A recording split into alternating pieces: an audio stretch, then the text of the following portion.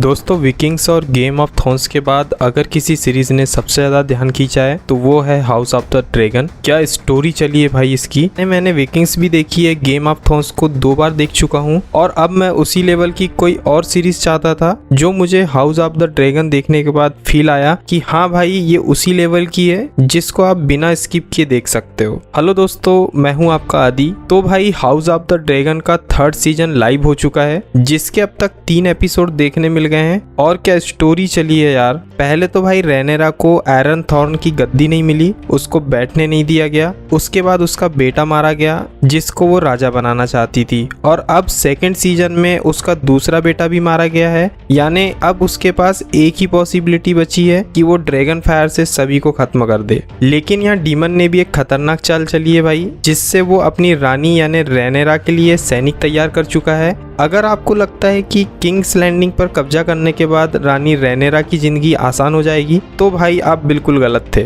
2nd season के last episode में रेनेरा का वो बेटा मारा गया था जो पूरी जंग में अपने ड्रैगन के साथ दुश्मनों पे आग बरसा रहा था और जिसको सिंहासन पे बैठना था। बट इसके बाद रेनेरा को ही आयरन थॉर्न की गद्दी पे बैठना पड़ा। लेकिन राज्य का खजाना पूरी तरह से खाली है, जनता भूखी मर रही है और जो धर्म गुरु हैं वो रेनेरा को राज तिलक करने से मना कर दिए हैं। अब ऐसा यहाँ इसलिए है क्योंकि एगॉन यानी राजा का बेटा जो अपने ड्रैगन के साथ राज्य से भाग गया था उसकी बॉडी नहीं तक इन लोगों को नहीं मिली है। और धर्म गुरुओं का कहना है कि जब तक रेनेरा धर्म गुरुओं को एगॉन की बॉडी नहीं दिखा देते तब तक वो राज तिलक नहीं करेंगे। इसके साथ ही रेनेरा के सामने एक बड़ी प्रॉब्लम ये है कि उसकी जनता भूखी है। हर तरफ युद्ध और आपदा ने लोगों से सब कुछ छीन लिया है, उनके पास कुछ नहीं बचा और वो भूखे मर रहे हैं। जिसके लिए रेनेरा एक बड़ा कदम उठाती है जहां वो अमीरों के अनाजों के गोदामों पे छापा मरवाकर वो खाना भूखी जनता में बांट देती है। लेकिन इस एपिसोड का सबसे शॉक वैल्यू तब आता है जब डेमन रिच एलिसेंट यानी महारानी के सबसे छोटे प्रिंस डेरोन को बंदी बनाकर लाता है, क्योंकि हो सकता है भविष्य में वो भी राजा की गद्दी के लिए दावेदार बन जाए और सबको मारना शुरू कर दे।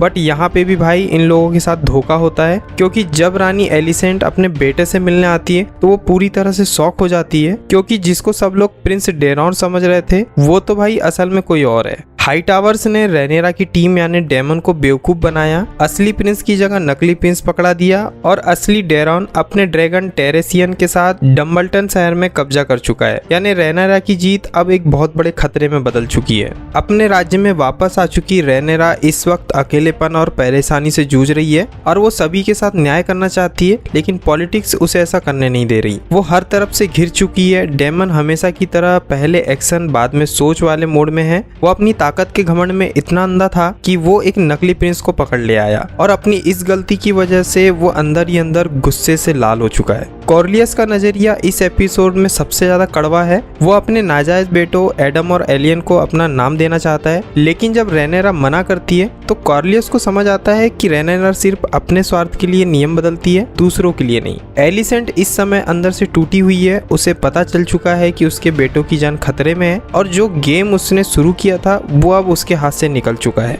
वहीं इस एपिसोड में रेनेरा और कॉर्लियस के बीच जो बहस हुई वो इस सीजन के सबसे बेहतरीन सीन्स में से एक रहा है। कॉर्लियस ने जिस तरह से रेनेरा के स्वार्थ का पर्दाफाश किया वो भाई अब पूरी तरह से लग रहा है कि वो अब अलग हो जाएगा, क्योंकि वो रेनेरा को जैसी रानी समझ रहा था वैसी वो बिल्कुल नहीं है। कॉर्लियस ने साफ साफ रेनेरा के मुंह पे कह दिया है कि जब तुम्हारे खुद के बच्चे नाजायज थे तब तुमने उन्हें शहजादा बना दिया, लेकिन जब मेरे वफादार बेटों को हक देने की बात आई तो तुम्हें नियम याद आ गए। कॉर्लियस का ये निडर और बेबाक अंदाज इस एपिसोड को एक अलग लेवल पे ले जा सकता है। यानी यहाँ और भी दूसरी स्टोरी या वार शुरू हो सकती है, क्योंकि कॉर्लियस भी अब नाराज है। असली प्रिंस डेरोन ने डम्बल्टन पर कब्जा कर लिया है। रेनेरा को अब अपने ड्रैगन को वहाँ भेजना ही होगा। इसका मतलब है कि अगले एपिसोड में हमको एक और खतरनाक ड्रैगन बैटल देखने को मिल सकती है। कॉर्लियस और रेनेरा के रिश्ते भी खराब हो चुके हैं, तो बहुत ज़्यादा मुमकिन है कि कॉर्लियस की वेलेरिना सेना और उनके जहाज रेनेरा का साथ छोड़ दे, जो रेनेरा के लिए सबसे बड़ा झटका भी हो सकता है। एगॉन अभी भी गायब है।